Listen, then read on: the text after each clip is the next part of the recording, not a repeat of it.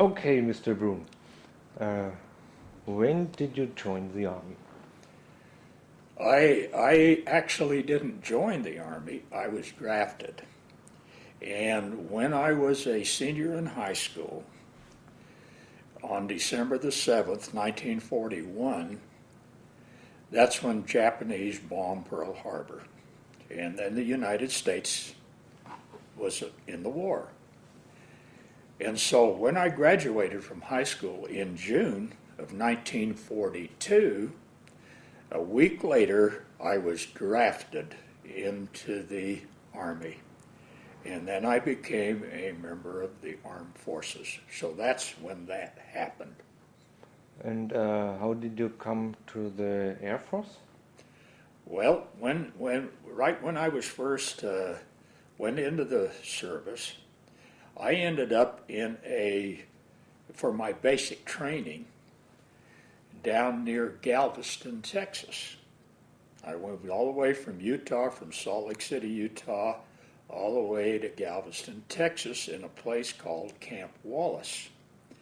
And the basic training there was anti-aircraft. In other words, how to shoot down airplanes.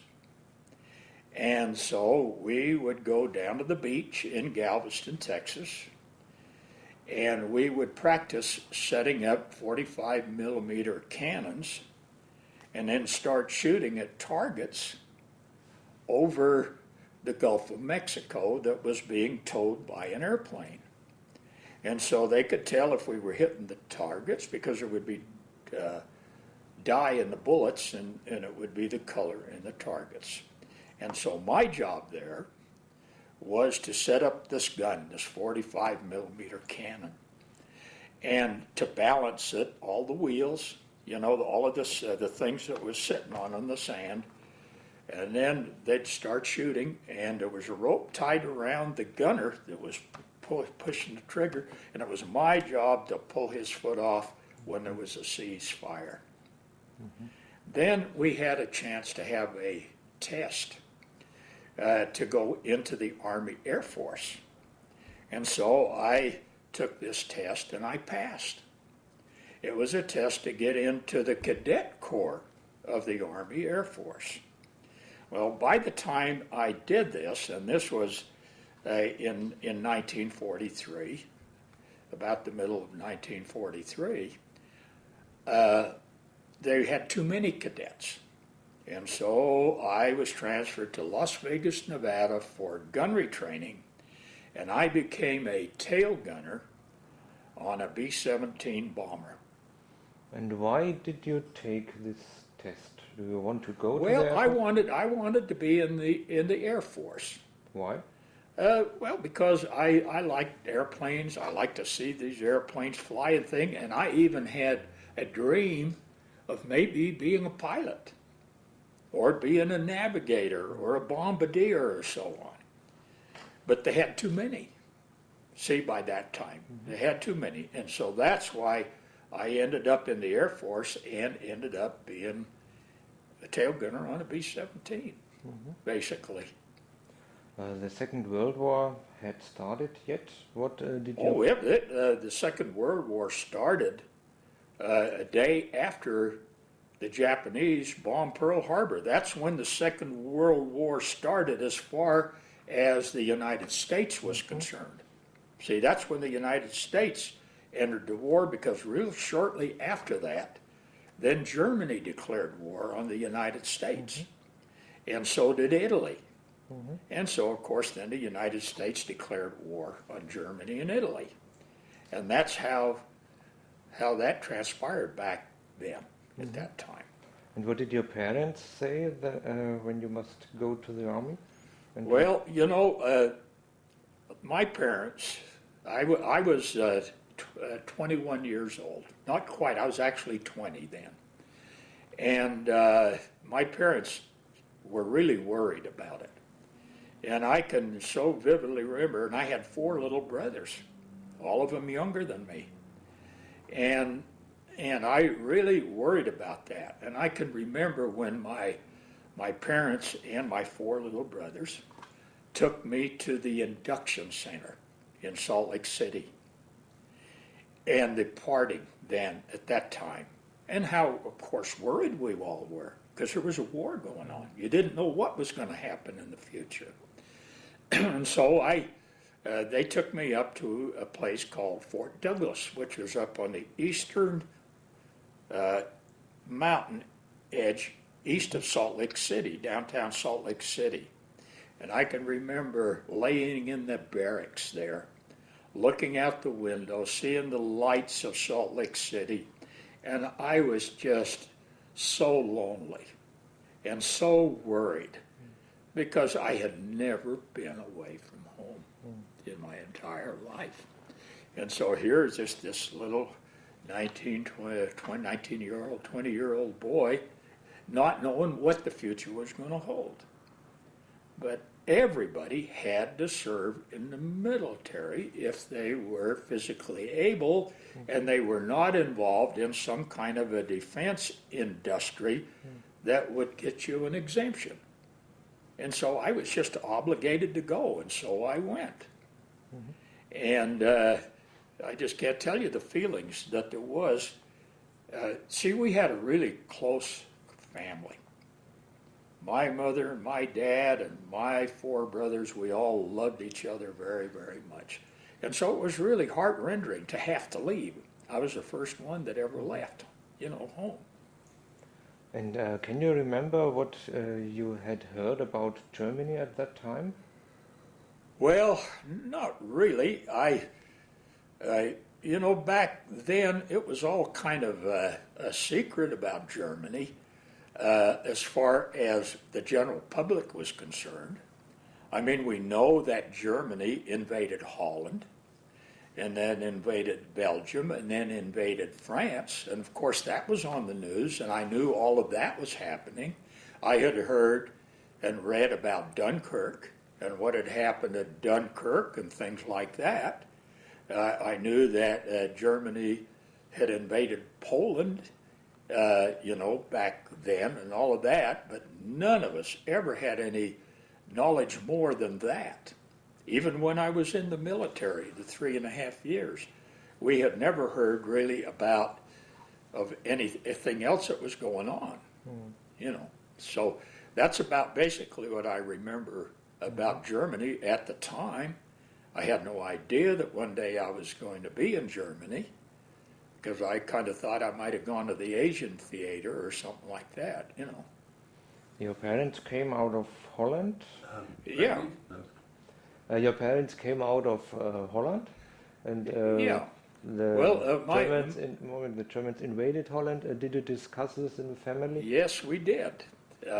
We have often wondered what would have happened if my parents hadn't immigrated to Salt Lake City, Utah, and that if I'd have been born in Holland, and if all of my little brothers would have been born in Holland, and what would have happened to us.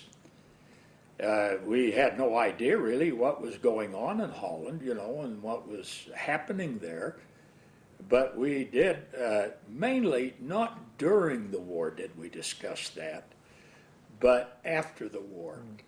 And we would be sitting there, and we'd be talking about the different things that were going on, and so we were quite we just kind of wondered what would have happened.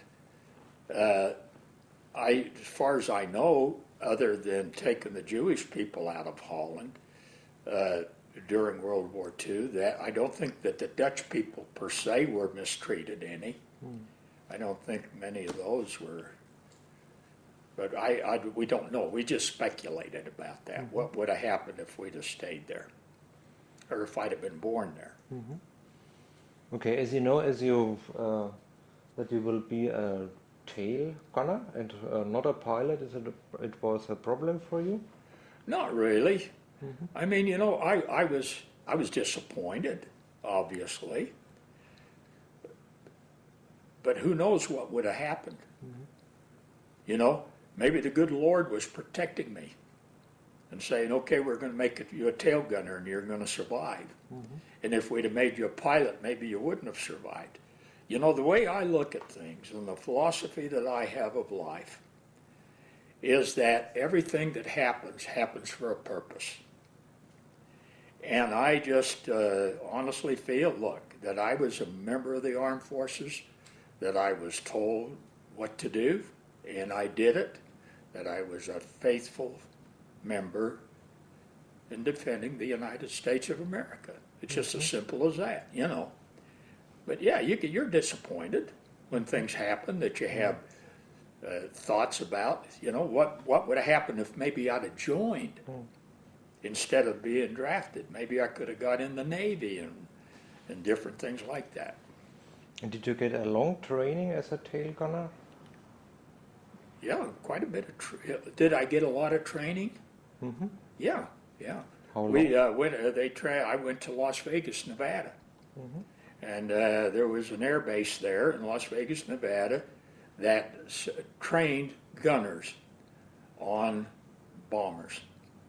And so we would go out to a driving range and we'd fire these 50 caliber machine guns, and we would just learn how to shoot, how to lead the target, you know, and so that you would be able to hit the target if you had the opportunity to shoot at one. Mm-hmm. You know, I think one of the things that you kind of need to think about too, you know, when you have a formation of B-17s, and there are 16 airplanes in a group, and a formation of 3 and 3 and 3, that when an enemy aircraft attacks one of those formations, there are probably 150 caliber machine guns shooting at that airplane. Mm-hmm. You know, and so you just learn how to do that. You got to be careful that you don't accidentally shoot at one of the other formations there below you or above you, and that sort of thing. You know. Mm-hmm. The World War II was called in the United States the Good War. Do you know why? The Good War? Mm-hmm. Well, I have never really heard that I've read it in all terminology. The thing about World War II, the United States went into World War II to win it. And so all of the resources of this country, the United States, went into the war effort. They started building bombers instead of automobiles and tanks and things like that. Women were drafted to work in defense plants. Mm-hmm. And it was a total effort of the United States to win this war, because we felt that our very freedoms, our freedom of life, our being able to live and worship as we please and things like that was at stake. You know, because here was Germany and Japan and Italy, and they were trying to take that away from us, this freedom. Mm-hmm. And so, does that answer your question? Good answer. Okay, all right. Your plane was the B-17? Yeah, it was a B-17. It was called the Flying Fortress? It was called the Flying Fortress. And what was the reason for this name? Well, I don't know that I really know that, except that it was like a fortress. You know, when you think of a fortress, you know, defending a harbor, for example, you know, back in more ancient times, the sailing ships and all of that, and even during World War II, there were these defenses, these forts that were built, you know, on peninsulas and harbor entrances and all that, and they were called a fort. Well, the B-17 was nicknamed a flying fortress because this was a fort that flew, literally. And the thing about a B-17 is that was one of the very best and the most stable planes that were built during World War II. You could have an airplane with half of a wing shot off. or with half of the tail shot off, with 2 engines not functioning, and still that flying fortress would be able to limp back to England. It was a very versatile plane that there was no defense for you really on that. It wasn't pressurized cabins or anything. You had to wear flying suits and gloves that had heaters in them, and things like that. You had to have an oxygen mask when you got above 10,000 feet, and it would get 50, 60 below zero. So you had to be very careful about touching any metal with any part of your bare hands or anything, because your skin literally would stick right to the gun. And did you hit German aircraft? I shot it only one time, and I don't know if I hit it or not. It just, they come so fast. They just go like that, and they just come zooming right down through like that, and you don't get much of a chance to shoot at them. I tell you, those ME-109s, they were fast, and they were good planes. And but only one time. My biggest problem and fear always was the flak on the targets, at the targets. Mm-hmm. And why was the flak your biggest problem? Well, you can imagine. When, like I mentioned, this was personally my 25th mission. And I had been to targets like Berlin and Schweinfurt and Munich and Frankfurt and Nuremberg. Many, many different targets. And to a different degree, the bigger cities like Nuremberg and like Berlin were very heavily fortified. This means that all around the city, there were these anti-aircraft guns, batteries. And the shells that they sent, I don't know what millimeter they were. I've heard like 120 millimeter, maybe 90 millimeter. They would go up into the air and explode. See, and it would be the shrapnel and the flak that would hit the planes that would destroy them, or that would sometimes kill some of the crew members in the plane, because the flak would go right through the fuselage of the plane.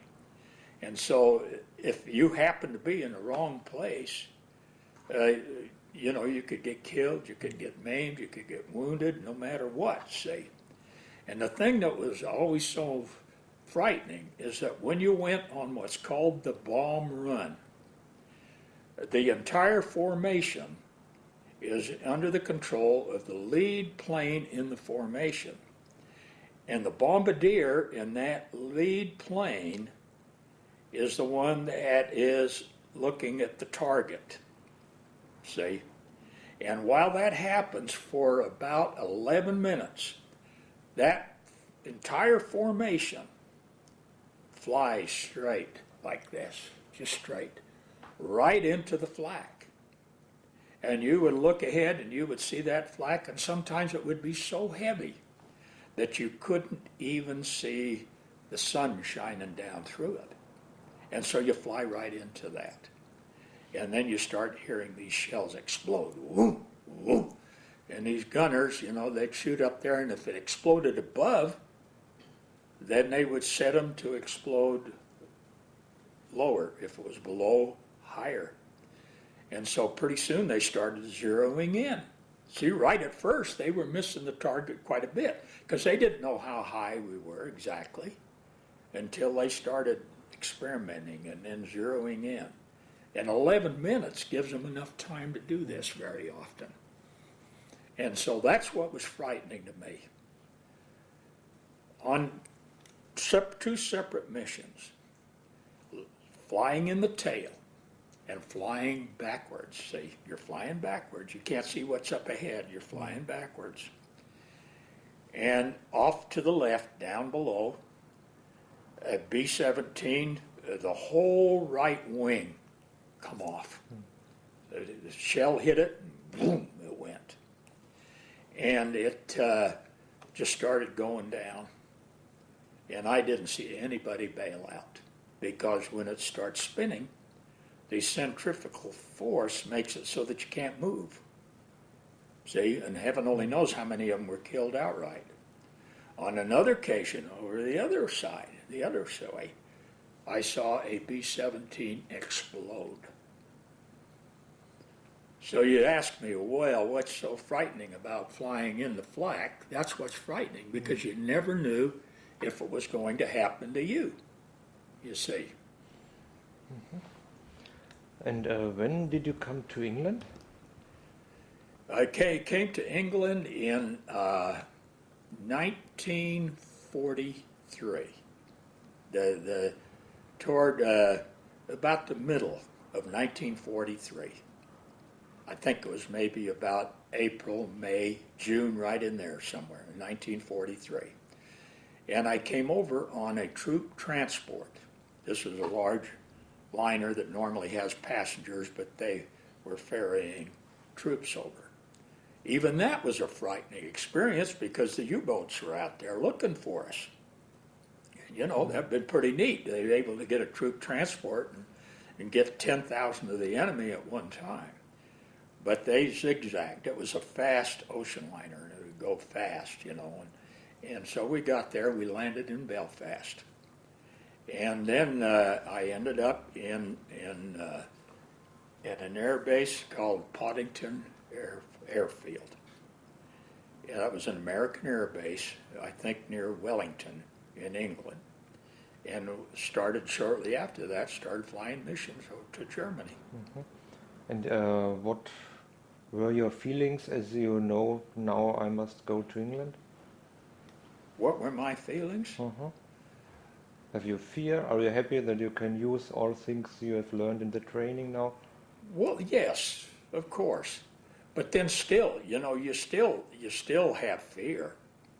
You know, you have, but I don't know how you quantitate fear, really. I think you would say more that you were scared, you know, at the prospects of what could happen. But you still did it, see? You still went on the missions. You still did exactly what you had to do. And so, I don't know if that answers that particular question or not, Bernd. No, it's okay. Yeah, okay. As you were in England, did you hear something about this Black Thursday in October 43?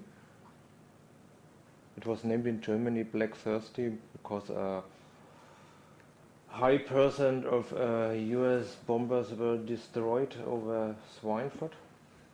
Yeah, I hadn't really heard about that. You know, most of those, I think, came out of Italy, didn't they?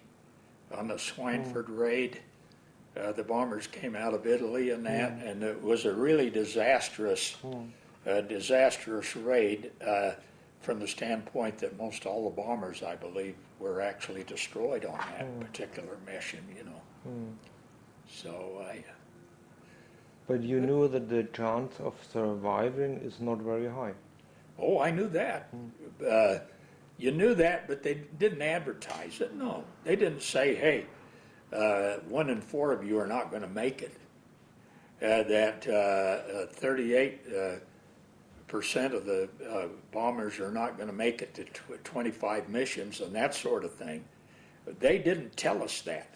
I didn't find that out until I read this pamphlet here, The Longest Mission, that was prepared in connection with the 50th reunion of Stalag Luft number 3. When all of these percentages were there, we knew that a lot of them were going down.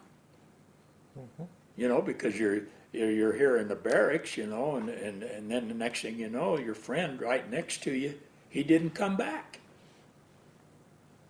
See? And then they come in and they get all of that person's personal belongings and things like that to send it back to their family in the United States, and that sort of thing. And so those things were happening, but we did not know how bad it really was. I guess they didn't want to scare us or frighten us too much or something.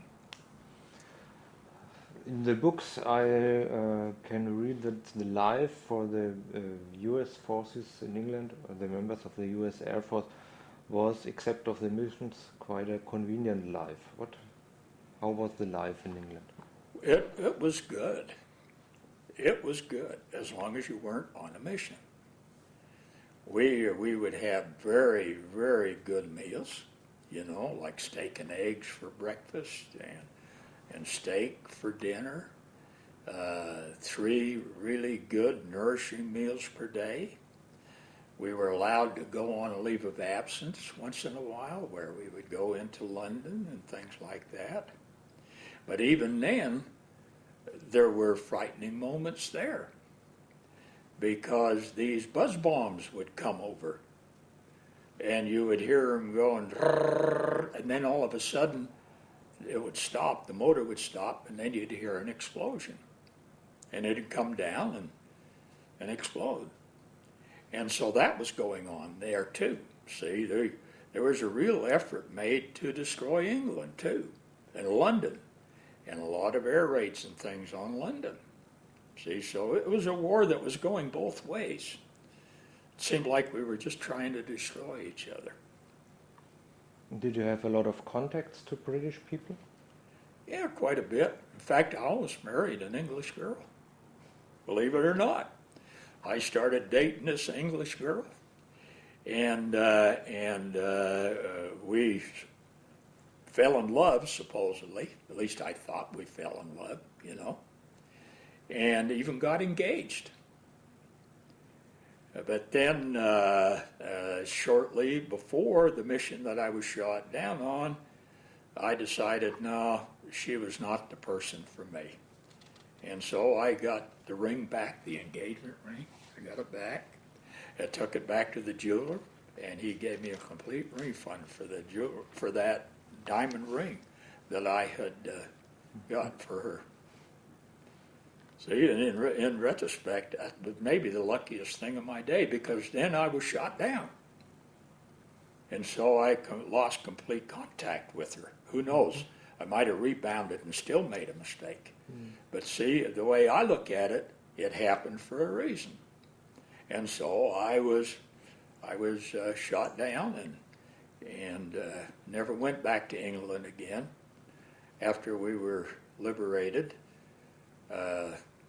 we were taken to Le Havre, France, and put on a Liberty ship to come back to the States. The planes had kind of nicknames often, or kind of nose arts. Well, some of them did. Not all, but yeah, they had nicknames. But I don't know if I explained to you that I was not assigned to any permanent crew. I was a utility gunner, which meant if somebody got sick, then I would go in that person's place.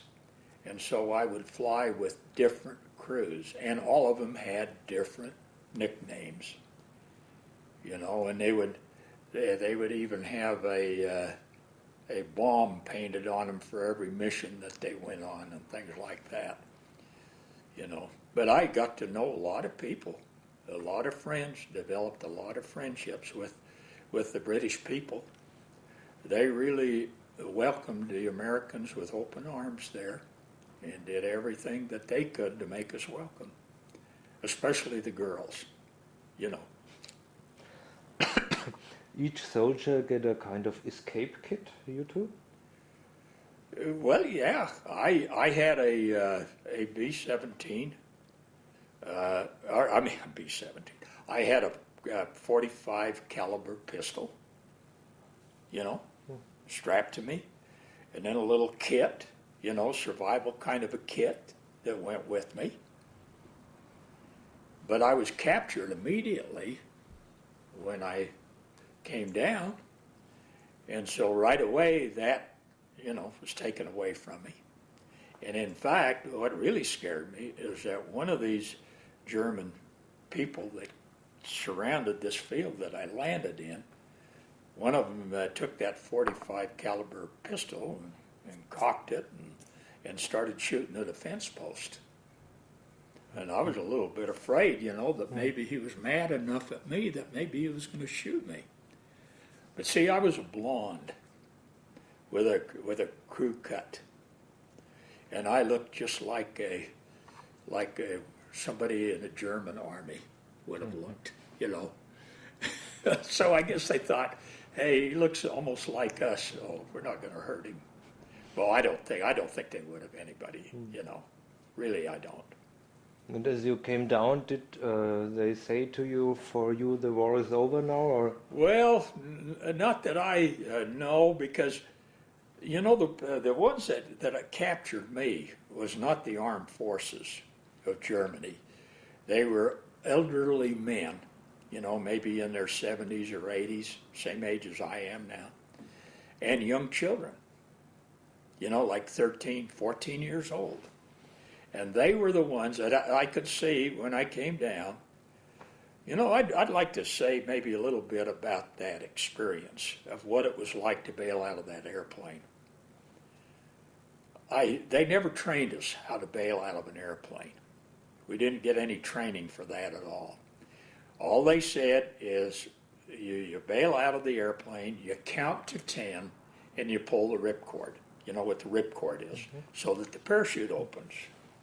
And so I remember bailing out of that airplane. I don't remember counting to 10 before I pulled the ripcord. And the next thing I knew, the parachute opened and yanked between my legs, and I started going down to the earth. And by that time, we were maybe about 40 miles or so from the Swiss border. See, we were able to keep going for a little while after our airplane was hit. The flak had taken both of the engines out on the right side of the airplane because it cut the oil lines. And when it cut the oil lines, then you could no longer feather the prop. You know what I mean by feathering the prop? That means that the blades are turned so that they don't start going like a windmill, you see. And they go like this windmill. And we thought, well, let's try to get to Switzerland. And so we started to throw everything out of the plane, the guns and everything, because we were losing altitude, see. And then the right wing caught fire. In other words, because there was no oil anymore, it got so hot that flames started shooting out. And the pilot yelled over the intercom, bail out, everybody out. And so the moment it arrived, I'd always dread it, because I didn't know if I would be brave enough to bail out of an airplane. But then I took one look at the... Stop now, the tape is...